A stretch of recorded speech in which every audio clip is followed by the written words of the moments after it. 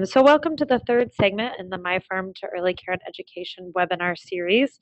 We've already covered an introduction to farm to early care and education, as well as a webinar on strategies for successfully incorporating local foods. So if you've missed either of those, you can view them on our website. It's mifarmtoschool.msu.edu.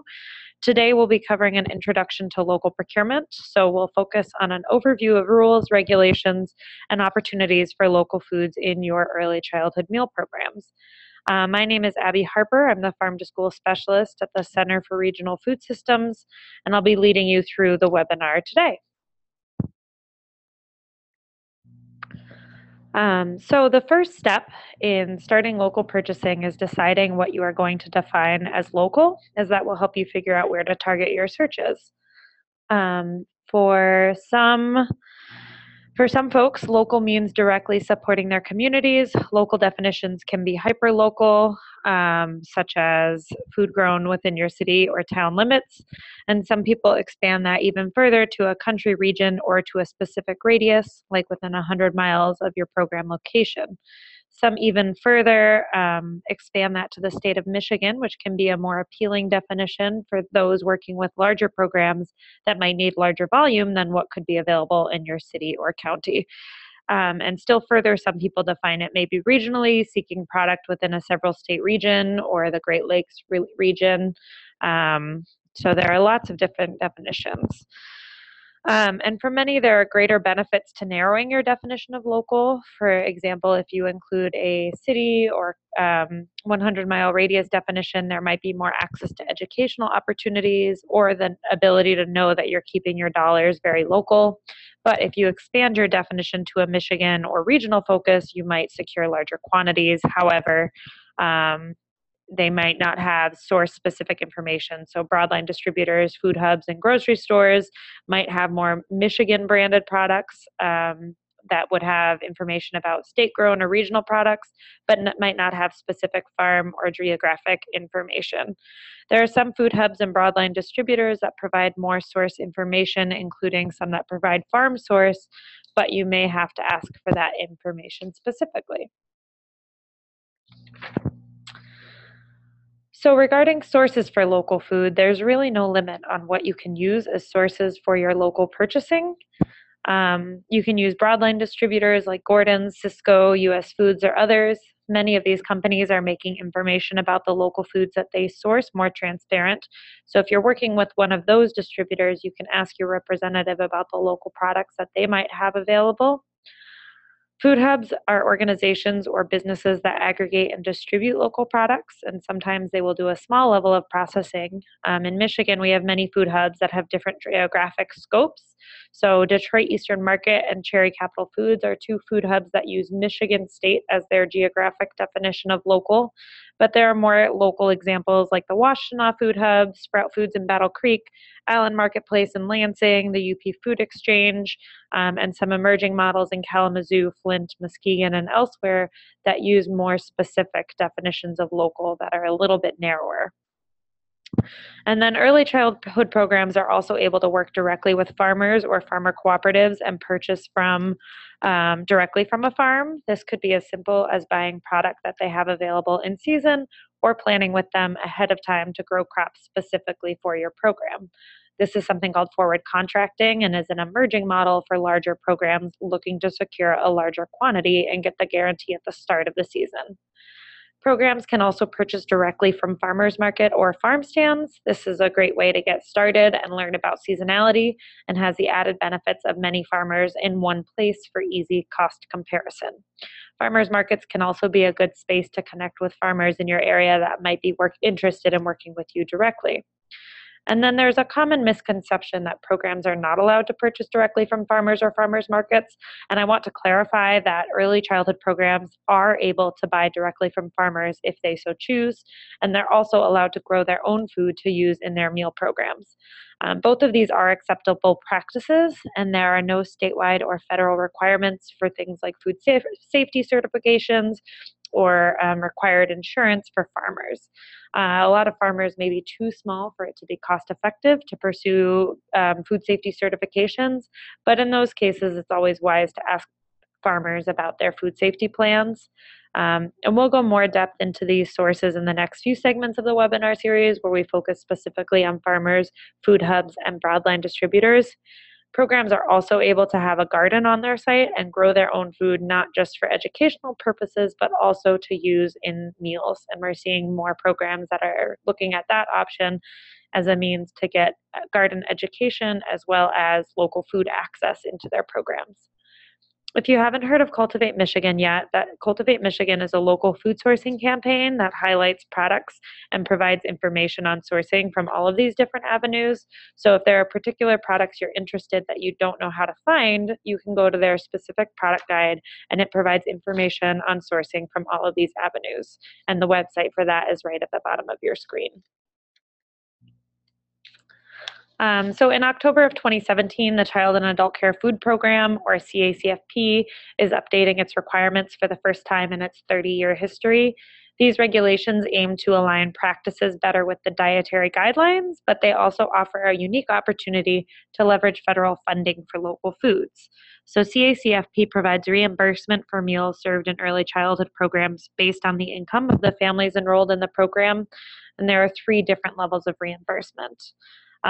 The regulations in October 2017 offer a couple points where you can loop in with local food purchasing. So the primary one is that local food purchasing is considered a best practice in these new program standards, which is really the most obvious way to improve your program and better align with the best practices in child and adult care food program. And then there were some additional changes made to meal component requirements, and local food purchasing can be a useful tool in meeting those changes. There's an increased emphasis on vegetable and fruit diversity, which can be aided by working with local vendors that provide a greater variety of produce. Additionally, juice is no longer able to count as the entire fruit and vegetable component. It instead can only be served once per day, which allows a new opportunity to fill that void with other whole fruits and vegetables. And Michigan farmers in particular, which grow a wide diversity of fruits and vegetables, can be a good tool to meet that standard. The new rules also propose changes to the amount of added sugar allowable in things like yogurt and cereal, which could provide an opportunity to use more local fruits to add flavor and natural sweetener to yogurt that's not sweetened. And included on this slide are a couple additional examples of best practices from the new guidelines, including a greater diversity in color of fruits and vegetables and legumes. So if you go to a farmer's market and just visually look at the variety of product they have, it provides a lot of unique ideas to meet the different colors in your meals and diversify what fruits and vegetables you're offering. Many farmers are expanding into growing different colors of the same product. So you can get carrots in purple or red or orange. You can get cauliflower in purple or white or green. So there are new ways to meet vegetable color diversity by working with local farmers. I want to emphasize that the main reason we really need to think about the rules and regulations when we're thinking local is that when you're asking farmers for bids, local food cannot be listed as a specification, so you can't require that all vendors that respond to your bids are local, but you could include other specifications that are related to local food, such as offering opportunities for education or delivered within 48 hours of harvest, requirements about freshness. But that's really why we're talking about rules and regulations today, is because if you're asking for bids from vendors or farmers, you cannot require that they only source local food. And I want to spend 1 second to draw out family daycare homes in particular. Family daycare homes really must only focus on menus and submitting regularly. They don't necessarily need to demonstrate that they're following formal procurement procedures. And there are some local procurement strategies specific to family daycare homes that can really help get local food in. Farmers markets and farm stands can be a really useful resource for family daycare homes, particularly if they can combine it with a field trip to a farmer's market that's nearby and do some purchasing alongside. Many family daycare homes purchase from grocery stores, and so there's an opportunity there to just ask grocery stores about what local products they have available. There's also the opportunity to work with other family daycare homes in your neighborhood that might be interested in going in on bulk purchasing discounts from local farmers. And for those of you who are familiar with community-supported agriculture, CSAs are a means of purchasing a share of farm products at the beginning of the season and then getting a basket of seasonal produce either delivered or picked up at the farm on a weekly or biweekly basis. And that can be a really good point to get small quantities of product that kind of educate on seasonality at the same time that you're able to get some new products in for incorporating into your local meals and doing some education with your kids around seasonality. And Melissa's on the phone, so I'm going to unmute you, Melissa. And if you want to take the next couple slides speaking about micro-purchasing and informal purchasing, take it away. Thanks for joining us. Hello, everyone. My name is Melissa, and I'm from the Child and Adult Care Food Program. I'm a nutritional consultant. And micro-purchasing is a method of procurement that is for purchases under $3,500. So that sounds like a large amount. But basically, the USDA added micro-purchasing to help facilitate buying local, and it does not require a competitive bid. So if you're used to doing the informal procurement or the formal procurement, you do not have to bid competitively. However, you do still need to follow some certain regulations. It does allow you to take advantage of seasonal discounts and bulk purchasing opportunities, but it's primarily for things such as like Apple Crunch or Cherry Slurp, which is coming up, so stay tuned for that. But you must, when you're doing this, you must spread out your purchases among, to be fair and equitable among vendors in your area. So you can't always say purchase one thing from one vendor all the time, because then you should be doing the next form of procurement, which would be informal procurement.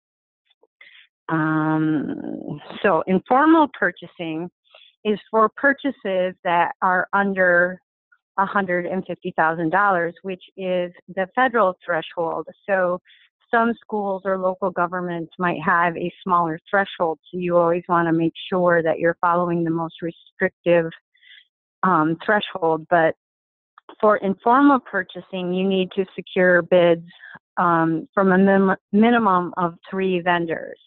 But you can choose who you approach. So you could look at the local grocery store, you could look at a distributor, you could look at a farmer, say, and identify the product specifications and vendor requirements that you need from them.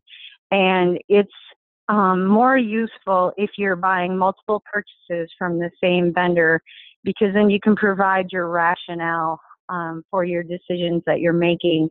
And so you don't have to worry about spreading out your purchases and being fair and equitable, because you're showing the rationale behind your decision making and that you're using federal dollars wisely and getting the best price for what you need.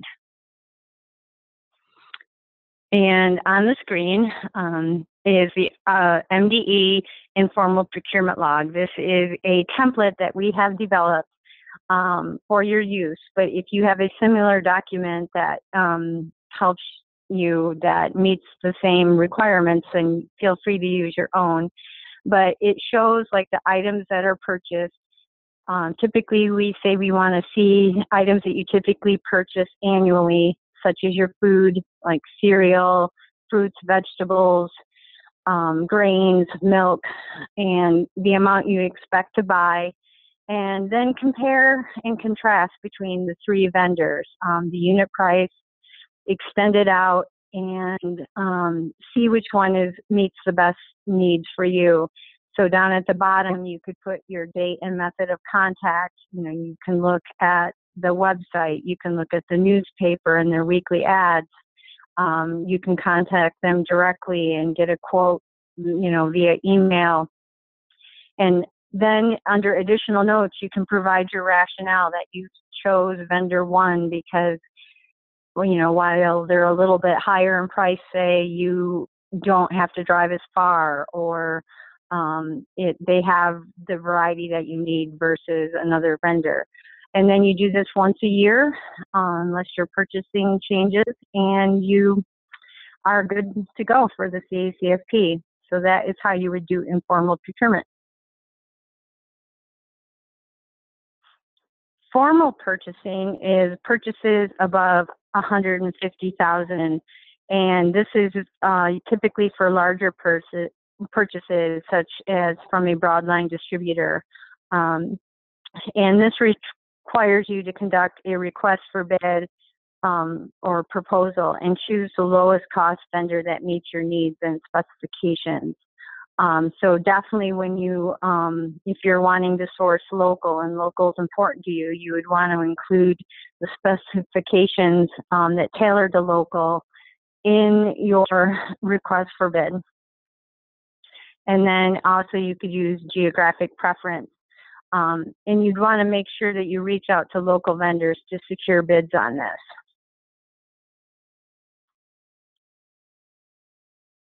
Abby? Thank you so much, Melissa. So that was a really great overview of the different purchasing options. If you have deeper questions on those, we did do a webinar partnering with the Department of Education last January. That's on our website, and you can learn more about how to use geographic preference and specifications that tailor to local on that webinar. This is the start of our local purchasing sub-series of this My Farm to ECE webinar series. So starting in the new year, we'll have specific webinars focused on how to purchase from farmers, from broadline distributors, and from food hubs. And then we'll go into some other farm to EC topics in more depth afterwards. So you can register for each one individually based on your interest on our website, myfarmtoschool.msu.edu at the top of the screen there. And they'll all be recorded and made available at a later point in time if you aren't able to make it on the dates.